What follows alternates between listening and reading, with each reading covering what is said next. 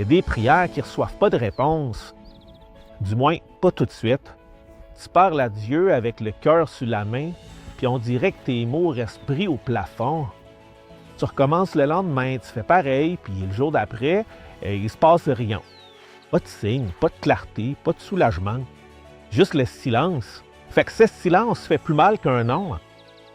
On préférait qu'on nous dise non pour pouvoir tourner la page, mais parfois Dieu ne dit rien et il faut continuer à vivre sans savoir pourquoi. C'est là qu'on voit de quoi est faite notre foi. Parce que croire quand il parle, c'est facile, mais croire quand il reste silencieux, c'est autre chose. Jésus aussi a connu ce silence. C'est la croix, il a crié « Mon Dieu, pourquoi m'as-tu abandonné? » Hey, le fiel n'y a pas répondu sur le coup.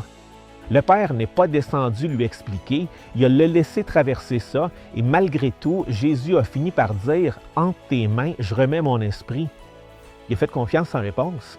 L'effilace de Dieu, ce n'est pas une absence. Parfois, c'est justement quand il est le plus près de toi, te soutenant sans interrompre ce qu'il sait lui-même qui est en train de former.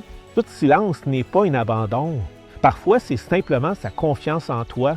Ce sont véritablement des paroles de vie. Il est bon d'attendre en silence le salut du Seigneur. Lamentation 3, 26.